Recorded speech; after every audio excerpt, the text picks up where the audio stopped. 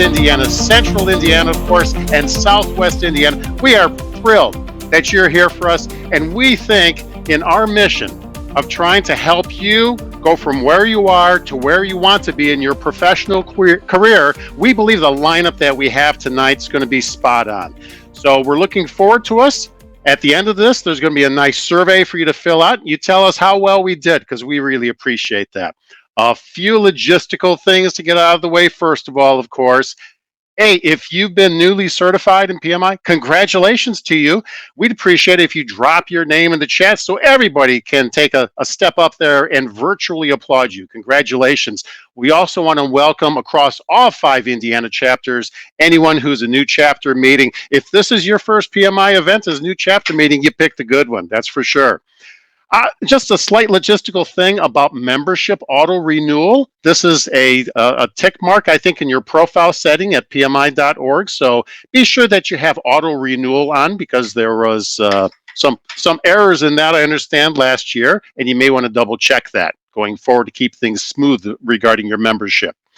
You know, everybody wants to get back. We're looking, can we play sports? Can we have more than 2,000 people in a stadium? We're looking at these things on an ongoing basis as well, and we're hoping for some changes. We're keeping a close eye. Just stay tuned to communications from your various PMI chapters to see when can we get back to normal, hey? See each other in a third dimension. Alrighty, and I already mentioned that important survey that's there. Look over there in that orange box that's there. Oh, that orange box went away, but there it is. The orange box says, we are interested in all of our chapters, not just Central Indiana, all chapters, in being able to pick up additional volunteers to help things like putting on a program like this, for that matter, and many other things that PMI does for its membership. So if you care to volunteer or had ideas on how to make programs like this good, better, and great, we're interested in hearing from you. Alrighty, we do have a number of disclaimers and policies we follow. We put this slide up here for you to peruse. We ask that you follow these policies yourself. We follow these types of policies ourselves when we put on these programs. And one of the things I want to let you all know is the session is being recorded, and everybody should be aware when they're being recorded in something like that. So I want to let you know that as well. Now, without further ado, let's go ahead and get on to why you're here. Tom Dakich is proud to be a lifelong Hoosier. Having lived in 7 Indiana counties and been an attorney for over 36 years, much of Tom's career has been in construction and the data center industries. Tom's built data centers and completed technology transactions on every continent except Antarctica, apparently leaving something for the future. Tom firmly believes Indiana is the best place to live in the world, and that our state has the best public servants in the country. Ladies and gentlemen, I can think of no one else more qualified to speak of the importance of public-private partnership than our first speaker tonight, managing member of Digital Crossroads, Tom Dakich. Thanks, Rich. I really appreciate the time and the chance to talk to you. This is something I absolutely believe in. Indiana, in my opinion, Indiana is the best place in the United States to live. It's the best place to do business. I grew up in Northwest Indiana, went to Wabash College, went to IU Bloomington's Law School, lived in Indianapolis or Carmel and all that for 30 years or something like that. Been practicing law for 36 and all that. Every time I leave Indiana and do deals outside of Indiana, it's a whole different world than doing deals in Indiana. And one of the things we're going to talk about today, or a couple of things we're going to talk about today, is building a data center industry, how an entire state can do it, and not just one group, but how it takes mayors and city councils and most importantly the governor and the IEDC. So I was going to go through that and talk about the public-private partnerships. I appreciate everybody taking a minute away from making their brackets. I made my bracket. I will I will tell you who I think is going to win what. In my entire life, I think I've been involved in brackets since Larry Bird and Magic Johnson. I don't think I've ever won. But I will give you my brackets as we go on here. I have a brother who also is doing a bracket. I implore you not to listen to him because he knows even less than I do, but everybody thinks he knows something about it. So in terms of brackets, we'll push that back a little bit. But what we've done here in what my career has been for the last whatever years, 4 or 5 years, has been building a data center industry in the state of Indiana. We're a state that is in the crossroads of America. So we called our company the Digital Crossroad of America, paying complete homage to our heritage and where we came from. Before we go any further, there's in order to have a public-private partnership, I can have the private part and I can raise all the money in the world, but these 5 men and this group really made everything possible. And at the genesis and at the heart of any P3, I'll call it P3s because that's what we call it, is the support of at the top of the list, the governor of Indiana, Eric Holcomb, be a Democrat, Republican, vote for him, I don't care. But at the end of the day, Eric is, or Governor Holcomb has been a fantastic champion for doing things that are going to make Indiana better. A long time ago, Ed Soliday, who's a state rep, he's the head of transportation. He's very, very principled and forthright Hoosier. He and Mark Metzler and a bunch of other people who's also in the legislature. The two of them have been trying to pass meaningful data center legislation for 13 years. Todd Houston, who is now the Speaker of the House, but he was an important part of trying to develop, using our infrastructure here in Indiana and try to develop what the jobs and the technology and the ability to leverage our infrastructure to create a whole new industry. That, my opinion, was that the best place to do that was going to be as close to Chicago as you could possibly be. So the Mayor Tom McDermott is a fantastic leader, a fantastic advocate for the city of Hammond. The Hammond City Council came together and has supported all of our efforts at this point. So this first slide is an homage to I mean, there could be 150 legislators up there, but Governor Holcomb, who from the moment that we started this said, Tom, I want to build a data center industry here. Ed Soliday, I want to build a data center industry. The other two legislators, Representative Todd Houston and Mark Metzler, saying the same thing, but Tom McDermott really made this possible with his support. This is these slides are available. This is some mishmash about how important I am and all that. We can skip over that. So public-private partnership involves the public, and which we just talked about in Indiana. It's at the governor's level. The IEDC. The IEDC just had a change, or is having a change of leadership. Jim Schellinger has been an unbelievable leader. Has been part of thousands of deals that have been done here in the state. He has just stepped down really within the last week since I submitted these slides, actually. So we had to make a little bit of a change. But he's been a tireless advocate for Indiana and representing the fact that we are here and we're open for business. The public part also involves the gentleman that I talked to before and their willingness in those sorts of situations, their willingness to move forward, to help public or private companies spend the cash, create the jobs, and enact a vision that will be better for not only the municipality, but for the entire state. So there's an overlap between the public aspect, the public good, and the private aspects, which is kind of what I represented.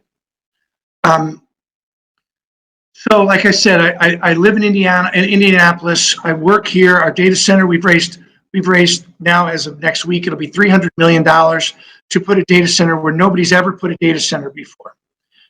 Nobody has ever there are data centers in Indiana, and I'm not besmirching them, but ours is of a size and a magnitude that is remarkable. It's designed to create technology jobs and to get the biggest and the best companies in the world from the technology industry and to bring them to Indiana.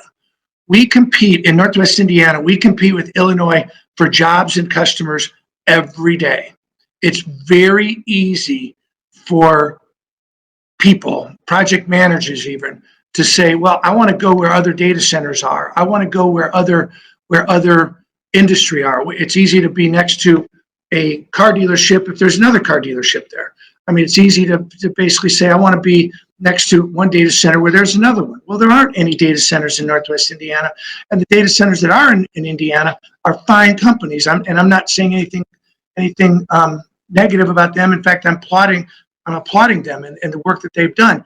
But in order to develop the industry, we needed some competitive edge, because in Indiana we compete with the state of Illinois. So the first thing we did when trying to do this, when trying to create a data center in the state of this magnitude, was the first person I went to go see was a woman named Anne Hathaway. Anne is astute, and she recommended that we talk to the governor's office and the mayors and all those sorts of people. But then it became, how do you do that? How do you create a competitive environment? How do you use the public resources, the legislature, and our advantage as a state? How do you leverage that and make it such that we get our message out there? So when we did a diagram, we brought in some people from different areas of the country who were especially good at data center development and management, and we all determined that Representative Soliday, Mark Messmer, and and Todd Houston, their idea was correct, that we needed a sales tax exemption on equipment and energy. It was the first thing that we basically focused on, and it ended up making all the difference between whether we could get customers, large companies, to come here, and we couldn't, or we were going to fail. So creating a public-private partnership involving legislation is very complicated if you don't have a really good idea. You have to have an idea, and you have to have people willing to back it up. Getting a public-private partnership on a smaller, getting a small-scale project developed doesn't require legislative changes. It doesn't require changes in our tax law. It doesn't require the Indiana Department of Revenue. Getting something done on a small, it doesn't require that, is a whole different topic, and I can talk about that at a later time. What I'm talking about is creating a data center industry, and how, as project managers, whether you're involved in construction or sustainability or resources or risk management, what our data center, I'm talking about doing it at the highest level, which is changing the rules for tax legislation in the state. And we cannot minimize, as professionals, regardless of which element of the process you're in, you cannot minimize the fact that you need to, how important it is to understand your topic and to make certain that when you're presenting, you do not have flaws in your prospect or in your project. We were fortunate that we knew Indiana was a fertile ground for a really important data center development. Explaining that to people wasn't enough. Bringing in potential customers, bringing in potential developers, bringing in people that understood the industry from a Arizona perspective, or from a Dallas perspective, or from a Loudoun County, Virginia perspective, and having them and educating key legislators and key influencers about what they did and how those companies, how the professionals in those areas use the Loudoun County, for instance, Virginia, which is the mecca for data center development in the United States. Having how they built their data center practice there. I mean, there's probably $120 billion or something worth of development in Loudoun County, Virginia. So when we had to have, and they passed a sales tax exemption on equipment in order to get people to be enticed to get there. You can't do that without public assistance. You can't do that without having everybody understand it. So we flew the guys from Loudoun County, the assessor of Loudoun County, town managers, I mean, those sorts of people. We flew them out here, put them in front of the assessor of Lake County, put them in front of different people around the state, and had them explain why it was important for Indiana to either pass sales tax exemption language on equipment and energy, or don't think about it so big. Don't think about having major companies be involved in what we're doing on that. So that having those people come in became essential to what we were doing, and it led to firming up any objections that we had, that we would receive from different people in the legislature and different people who might be opposed to it. The pivotal moment in the development, the first pivotal moment was the governor saying, I like this. The second one was having the mayor say, I like this. The third one was when we got the people from Loudoun County, Virginia, to basically come over and to help us explain to the legislatures the importance of sales tax exemptions on equipment and energy. The result was in May or something of 2019, we ended up with what I believe is the best data center tax exemption language in the country. That's the best example of public-private partnership. So I kind of led with the best part, but that's why we're competitive today. The second message about Indiana, as I'm kind of going through this slide, is, man, are we good to deal with on permitting and bureaucracy. When you are, as project managers or people involved in construction and project support, developers, time is the enemy of everything you do. When you're putting your money together to do a project, and you've got your MEP design is working, and your GC is all there, and everything's coming together, and the city council says, well, yeah, we can't take you up for 6 months. It kills projects. And I'm going to call areas out. Chicago, this happens to us repeatedly. Tampa, regularly. In London, this happened to it. Not Loudoun County, but London.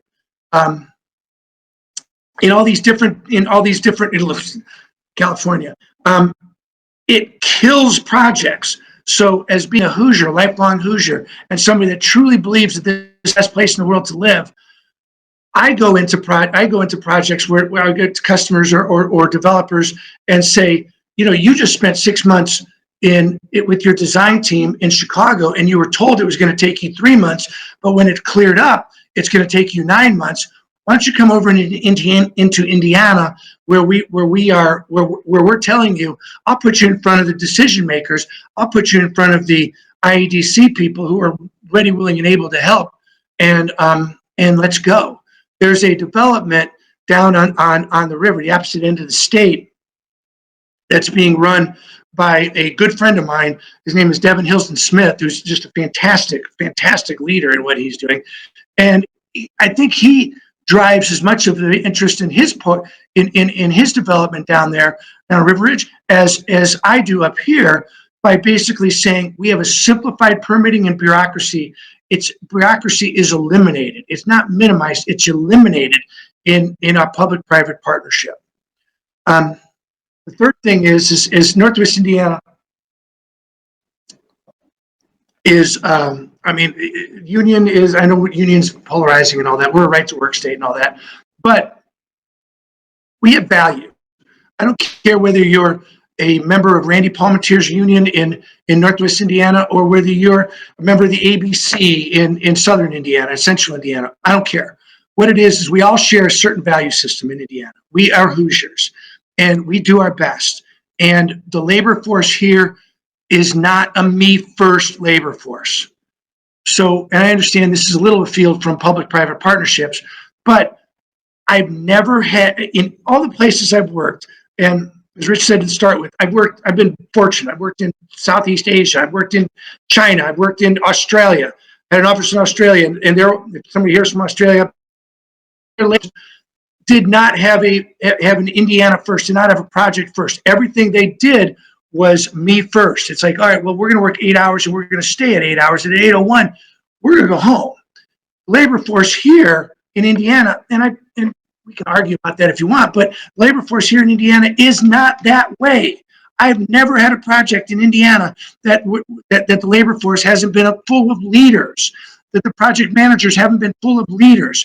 It is easier to do jobs when you can say to Randy Palmetier here, say, Randy, I got to have a little extra help here this week, and we'll figure it out later. And he's like, Tom, no, it's not figure it out later. If you need it here now, let's go.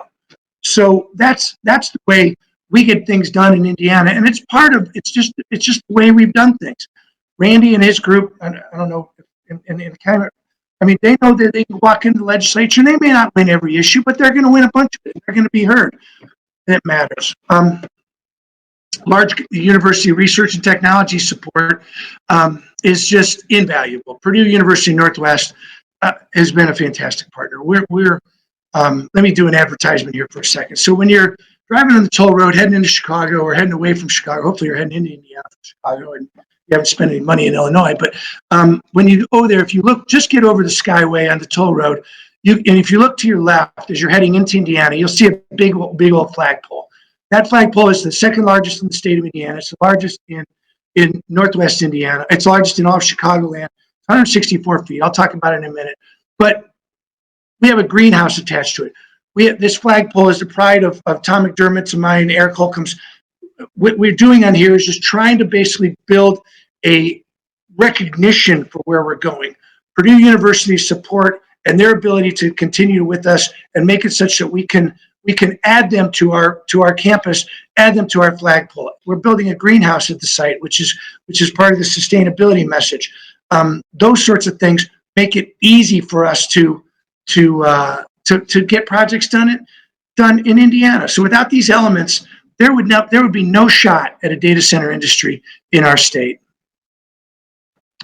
So big monster companies have begun looking at fiber possibilities in Indiana.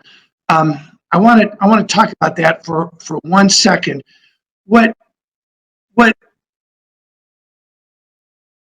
There's a bunch of different types of fiber, but let's skip over that. The P3 projects, two of the biggest P3 projects are the privatization of the toll road and the Skyway. The Skyway was actually an Illinois privatization, but the actually Indiana toll road has been a major positive. It made positive impressions about how we do things and how we move things.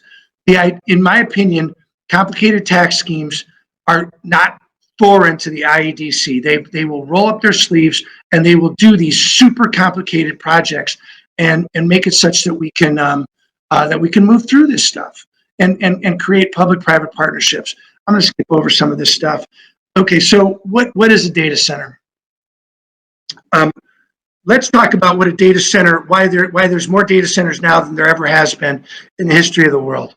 You used to listen to music, or at least I did.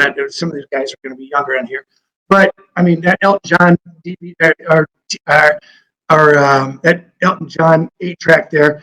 Laura Genduso, who I went to high school with, her son is on this Zoom. I think we went to high school together. That's what we listened to back then. This is the way we listened to music. There was no reason for data centers on this because the music rested on that Elton John 8-track there, or in that cassette, or in that CD. This is the way we watched movies. 8 tracks. You want to watch Texas Chainsaw Massacre? Put in that DVD there, I guess. That's the way we used this stuff. You want to take a picture? That's how we do it. You go down to the corner. You go down to a little kiosk there and say, can you develop my pictures? Come back in a week. Now, that's not what we do anymore. All that stuff, all that media rests in data centers. So Spotify, I don't know who has a Spotify here, but the Spotify that you have is data that's sitting in a data center. Pandora, whatever else, and that's all sitting there in a data center. Netflix, we just saw in the Super Bowl, Paramount launched their big new channel. I mean, obviously there's money in new channels. Prime, Disney, YouTube, all this stuff is ever expanding. If you want to listen to, an Elton John song from the '70s, you don't put in your 8-track. You go to YouTube or you go to Spotify or whatever it is. This is how we share videos. I mean, this is how we share pictures. So all this stuff is in data centers. So this is a picture of ours. This is our first building. This is 105,000 square feet and ultimately 12 megawatts of mission critical data center. Eventually our campus will go out to 1 million square feet and have somewhere around 100,000 or 100 megawatts of power. That is a massive amount of power. We are rivaling everybody else in the industry and in the country at the size of what we're doing here. The phone in your pocket, everybody's got one. I would be surprised if a quarter or whatever of the people that are listening to this are probably doing that. It goes from your mobile app, from your phone, it goes up to a cell tower, and then it goes over fiber down to the network, and then it comes to a data center. It probably touches 5 data centers. If you're listening to this, you're probably on your mobile app, you're probably hitting 5 data centers to get here. And so our place is not just a storage place, but it also is we're connected. We're a mission critical data center, and all these industries, your text messages, the research, the security in your financial transaction, all that sits here. Today, these are where data centers are. There are over 7 million data centers. Now we undervalued the what's in the United States, but there are roughly 7 million data centers here that are globally today. That number is going to be something crazier. In 10 days, it'll be more. In 2 years, it'll be even more than that. How does Indiana compete with those places right there? One of the newest data centers in the world is right here. So this is our site. This is what our site looked like a couple weeks ago. All Indiana vendors, all Indiana labor, all Indiana design is in this data center. As we bust out, as we get bigger and bigger, and we add more and more parts to this, you'll see that this will go, the space beyond it. I don't know if you guys can see my cursor, but in the space on the other side there'll be more data center. There'll be in the back is the central utility plant, but this is a data center, and we draw water out of Lake Michigan and use it for cooling. If somebody's interested, we can go through it, and I can put somebody really technical and smart into it. You can see this is not an enhanced picture. You can see the state of Illinois in the background. That's actually the Sears Tower, or whatever, Bill Willis Tower, or whatever it is now. So we used to be at the former state line generating plant. This is an important thing for us because in the 1920s, Thomas Edison built, and this is all, I encourage you to go into Wiki or Google or whatever, and you can see the state line generating plant. It was a modern marvel at the time.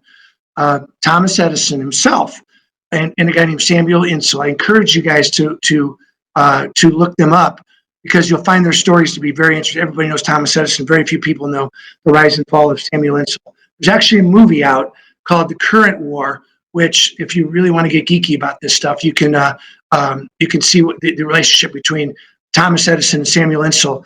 But it talks about DC versus DC current. But this plant, I'm actually sitting at it right now, was built by Thomas Edison for the purpose of creating the largest, most important energy generating plant in the world at the time.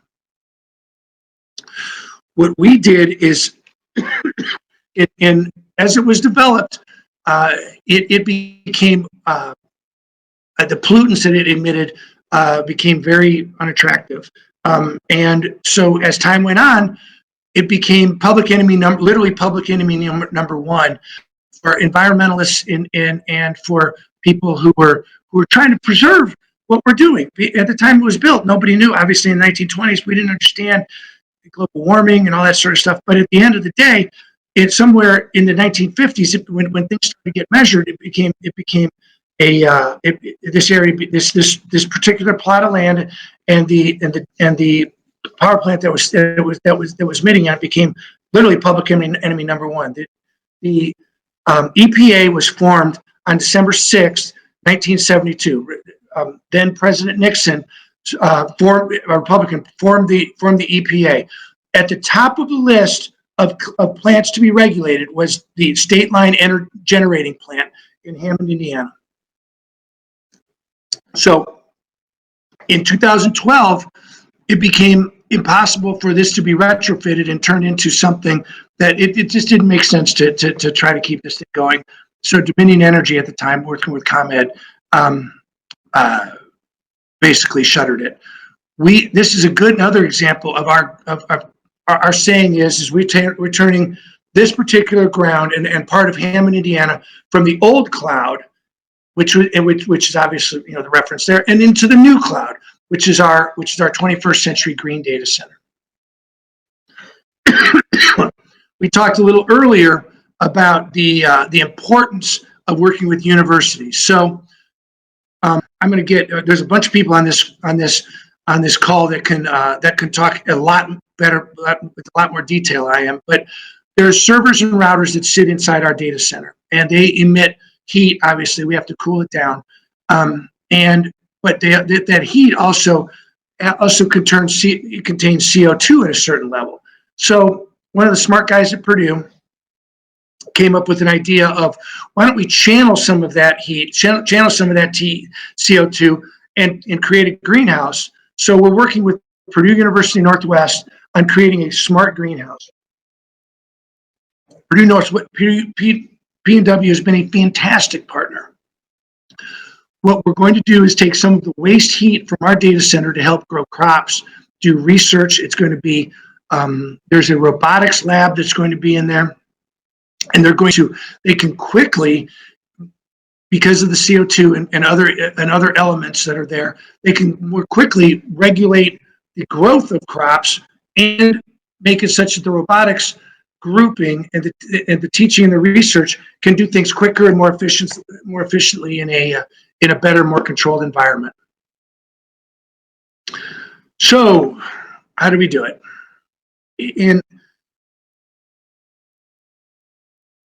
We would not be here, but I know I keep saying this, but for the fact that we took every element of the word public, broke it down, and made certain that we understood who our audience was in terms of the word public. I'm very proud of the fact, and I can talk at great length about it. We took no public agency, no government agency for granted. We didn't say, oh, it doesn't matter, the ID, we'll worry about Indiana Department of Environmental Management later. We brought them into the project. The DNR, Cam Clarkson, we brought them in immediately and said, we want you to know what we're doing here. We want you, every government agency at the state level, we met with, we contacted, we went through it with, we gave them plans. If they asked questions, we tasked somebody to do it. No, you cannot leave one detail. You're going to try to do a big project like this. You cannot leave one detail open to interpretation. Every question has to be answered, because in my experience on the state level, the local level, and on the county level, the public servants that we deal with in Indiana truly care. They're truly trying to get it right. They truly want to know the answers to their questions. And it's not that if you give them a chance to delay, they'll take it. If you give them a chance to, if you don't answer their questions, they're going to show up and they're going to answer the next file. And they're going to go pay attention to somebody else's project or something else. So what we did in order to drive our public-private partnership is to answer every question that everybody came up with, and almost be a pest to people and saying, okay, you have a question, you have 3 questions for us. Well, let's schedule a call 48 hours from now, and we'll give you a progress on our update. And then, being the kind of the guy who ran the thing, the managing member, I had to sit on every one of my people and say, if we don't have an answer to that question in 48 hours, then you better have a path to how we're going to do this, because we're going to respect every minute of every city councilman's time. We're going to respect the county council people in Lake County. We respected every minute of their time. So if we set a meeting to them and we had 3 questions on it, we'd set the agenda. And if we didn't have an answer to 2 of those questions, we darn well had a path to that. So you can't take 1 minute, one issue. You can't set one issue aside and act like it doesn't matter because we'll get to it later. I should have had this slide up earlier, because the county people were great. We got stuck at a moment, and we needed a quick capital infusion, and they got Tim Brown over there got us our paperwork. We had a meeting 2 days later. They ripped through it. We provided the collateral. They couldn't have been better. The city council in Hammond, they tasked us with so many questions and so many things to answer, and they held our feet to the fire on everything, but they made us better. Purdue has been, like I said, just been a fantastic partner.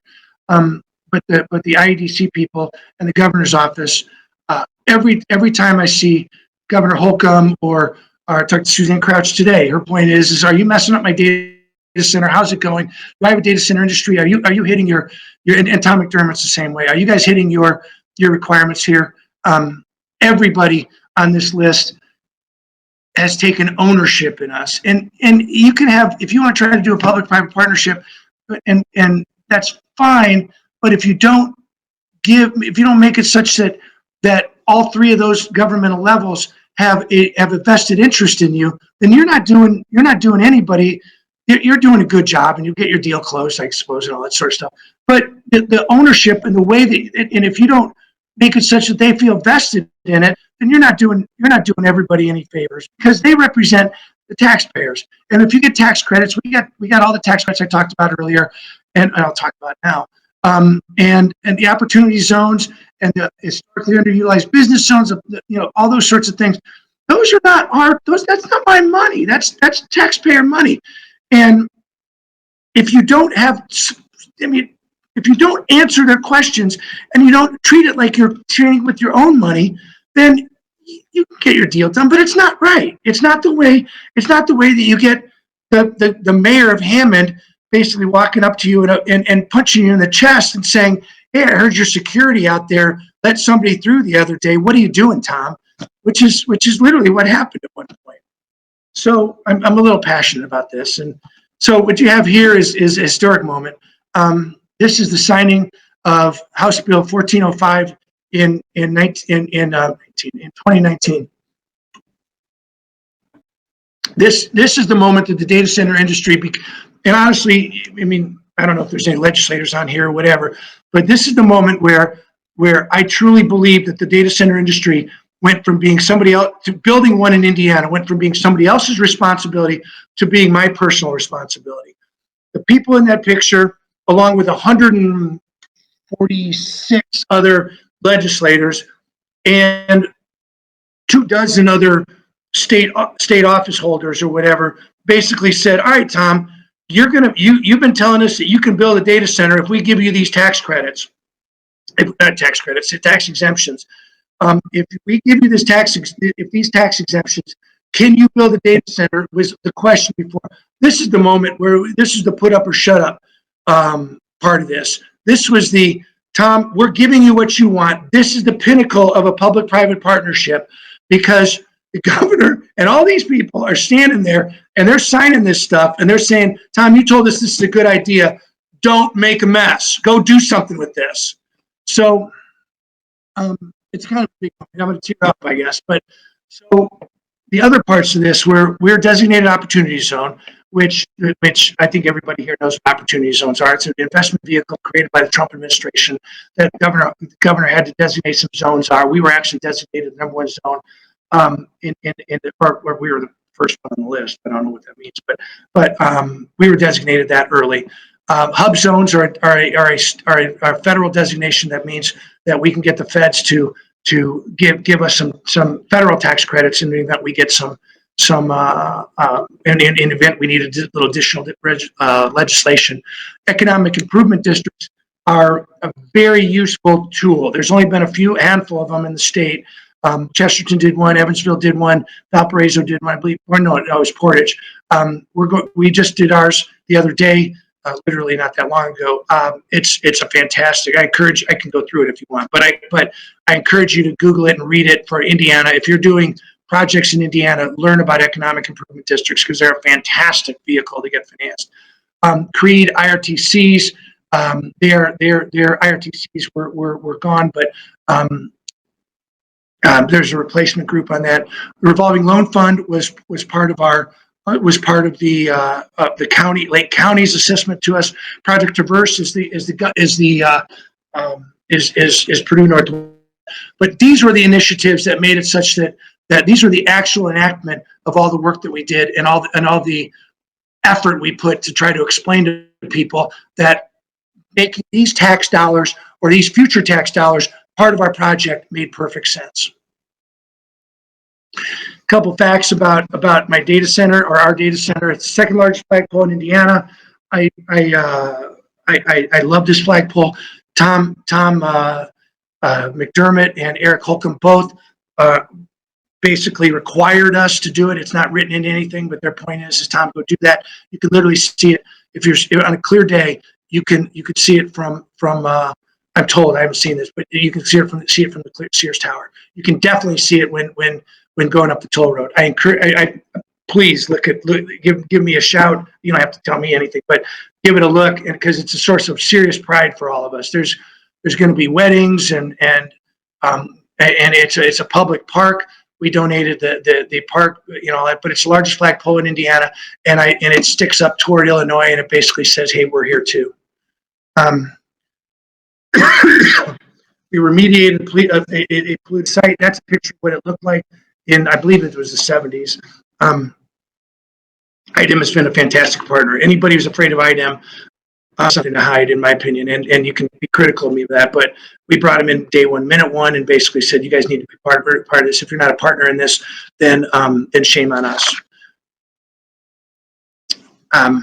So some people from throughout the state know this better than others, but Lake Michigan is an unbelievably great resource. And I'm going over time, I apologize. But so what we did is we created a cooling plant. It's not technically a closed loop system.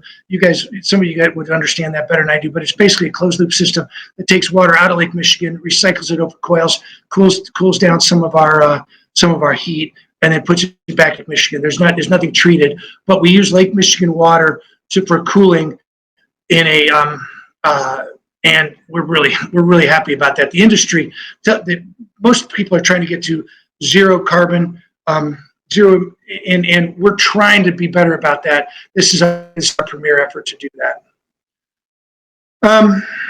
So the result of this, and I will do this quickly. The result of all this is, this slide's a little bit small, but we can be competitive with Illinois. The long term is the savings. We can have a 10% savings over Chicago. If you're a data center, Ashburn, as I mentioned, Loudoun County, we're 6% cheaper than Dallas. We're 8% cheaper, and this slide basically goes through that. We can be less expensive because we have embraced, and we got all these public entities to start to help us. So we're able to pass the savings on and be competitive with them. Where there is no data center here, we can do that. NIPSCO has a major initiative to get to renewables. That's a little outside of what these slides are about, but at the end of the day, making it such that we have access to clean power is part of the future of where we go on our P3. Rich, I went longer. I apologize.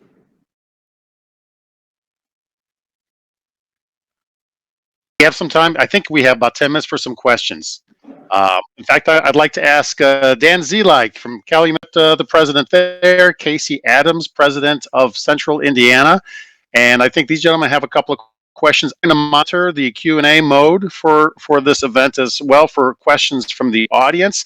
Dan, why don't we start with you for a question for Tom while we still have some moments here. All right. Thank you, Rich. Thank you, Tom. What a fantastic presentation and what an education it was on public-private partnerships, OP3. I have a couple of questions. First, I want to congratulate you on a successful launch. I know that it's only been open for about a little less than 3 months since it's been open. In our role, though, as project managers, we also are business analysts. And when a lot of the senior project managers come to present capital projects to their companies in the executive board, a lot of those questions have to do a lot with tax incentives and savings. In other words, how to save money. So if we could go back to that total cost of ownership chart, it was very eye-catching to see that the typical data center cost by market shows the DX1 facility having a lower total cost of ownership. Basically, it's cheaper on rents, cheaper on utilities, total cost of hardware or leased hardware for software and servers, and the investment ROI over time looks extremely attractive. So with that, if I'm working at company X and I'd like to go ahead and propose, or we do an analysis on what our cost of ownership is for our data centers that we are currently either on-prem, or whether we want to look at maybe a possibility of moving over to DX1.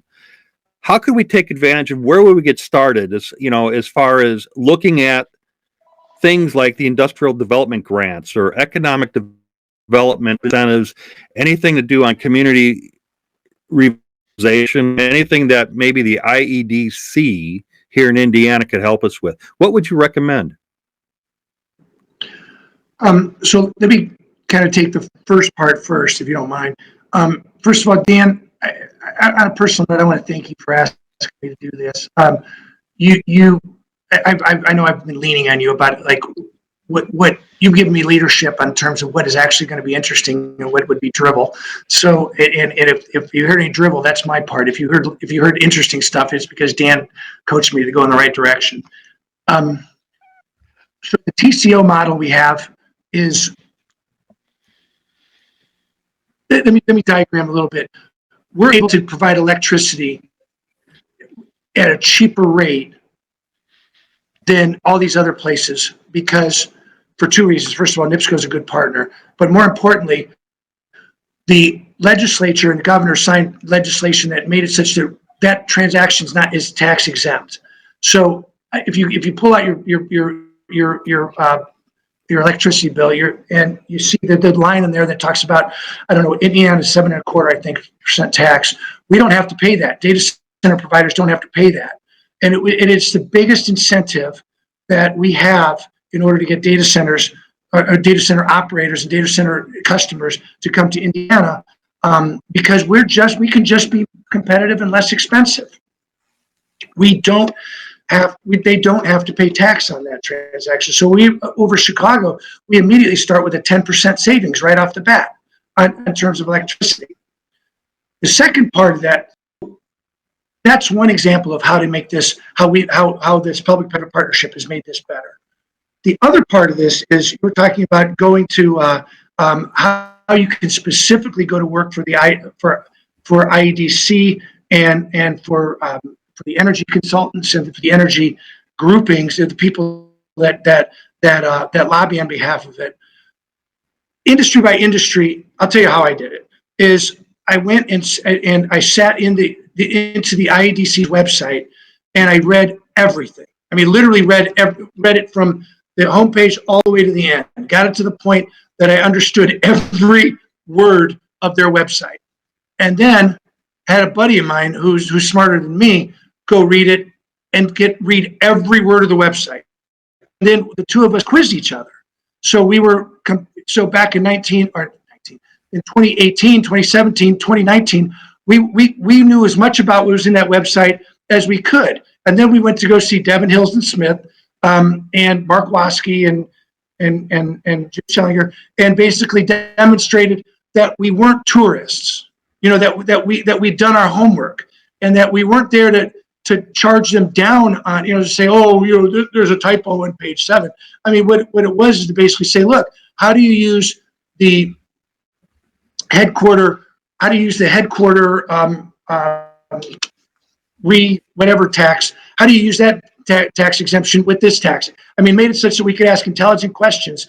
And then the way I did it was basically say, we're only going to talk for an hour, but we're not going to talk for 61 minutes. But I'm going to demonstrate to you that I care and that I did my homework and that I'm not a tourist into this. So if you don't, in my opinion, they don't want their time to be wasted, because there's so many people coming here saying, give me tax credits, give me exemptions. If you can demonstrate that your project is real and that you've done your homework, you've got it done. Thanks, Tom.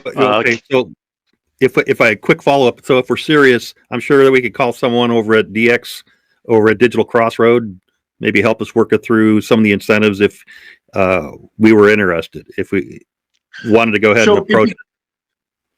It became and we can do that. I'm not being evasive. I'm just trying to. If you give me questions, I will put my email address out there. There's a person in the world named Anthony Garcia. There's another person named Jeff Whitehead, and those guys are now up to speed on what's happening in 2021 versus what was happening then. I'm a little embarrassed to say I haven't kept up on it because I've been doing my thing, but we can definitely I can demonstrate what's there. Thank you, Tom. Our time is diminishing on questions. Casey, a quick one perhaps, and a quick answer, Tom. Depending upon the question, I guess. Did anybody? And then I'd like to got a couple from the audience. Tom, did anybody ever give you the line, "There's no such thing as a green data center"? Oh, it's funny because I just there's a guy in the world, you can Google him. His name is Peter Gross. He was the founder of a company called Bloom Energy. He's kind of the Michael Jordan of the industry. And he may be on this if he's on this high, Pete. But if I just had a conference with him. I was with them earlier. We were on a thing earlier today, and he was talking about how Microsoft has done an initiative to get to. They want to replace all the carbon that they've emitted. They want to do that, but going back to the beginning of their company. I'm like, Pete, that sounds insane. He's like, we've got plans to do it. We've got batteries. New batteries are coming up. New ways to use waves. He said, so Tom, think about it in terms of the next 70 years, not the next 7. That I agree with you. I don't see how it happens. I mean, how much carbon's displaced because you're going to build a battery, and for them battery saves next to nothing. But they're telling me that they can do it. Very good. Hey, Tom, from our audience, trying to promote this question here is, why was Hammond selected? And a related question, what were some of the criteria, the factors? There we go. It's up on the screen now. What were some of the factors that went into choosing Hammond? So if I can get back to my slides, I can show you. There was a slide in there that showed the data center. There was a slide in here that showed the data center. I don't know. It's in here someplace. So Hammond is unique in the sense that it is right on the border. So as everybody knows, as everybody knows, light has physical properties, and fiber is light. So as the mecca of data centers in the Midwest, maybe in the whole country, is at 350 East Cermak in downtown Chicago. It's a big deal. It's the heart of connectivity. So you want to be as close to that as you can be, and you want to be on fiber lines. And so I can go, but at the end of the day, our western border is literally the state line, not figuratively, literally the state line. So being 13 fiber miles from 350 East Cermak is an advantage because everybody else in the western suburbs of Chicago, I don't know why I'm doing that. Everybody else in the western suburbs of Chicago is 26 miles out. So it takes White Light longer to travel 26 miles than it does 13 miles. So Hammond was the perfect place. Additionally, if you can see the screen up there, you can see on the bottom there. Those are that's fiber. That we view it as fiber conduit. Everybody else looks at it as railroads. In the 80s, a guy named Philip Anschutz put up a bunch of railroads and put fiber conduit on there. So you want to be as close to the fiber as you can be on the water and there. The next data centers. We looked at Gary really hard. We're trying to participate in something in Gary. I'd love to. Devin's project down in I think it's called River Ridge down in Jeffersonville is a fantastic project. Kevin Smith has one in South Bend. That's a great project. I believe the next data center it is going to be located somewhere where two interstates intersect, and there's a massive amount of fiber, and they're going to have to get a concession with water people. So I don't know whether that's where that would be in Indianapolis. Fascinating. Yeah, fascinating. Tom, thank you very much. I was just considering my own personal data center that I have. Turns out I have 200 of these in my attic. And we want to acknowledge all of our speakers and show our appreciation for them. So Casey, if you can prepare that. So I got this nice container here, and then inside it, Casey, can you show on screen? Inside we have the certificate of appreciation for you, Tom. Oh. Well, it's the best we can do electronically in COVID days and the like. So we do really appreciate you taking the time, sharing your knowledge and great experience here on private-public partnerships and their importance. Thank you so much. And we do have other questions. If you don't mind, we may try to forward them along to you via email. Fantastic. I will segment them, and you'll hear back from somebody in the team. I'll create a whole different thing, and we can start a chat. I'd love to be involved with whatever you guys are doing. Terrific. Thanks again so much, Tom. Take care. Thank you. To you.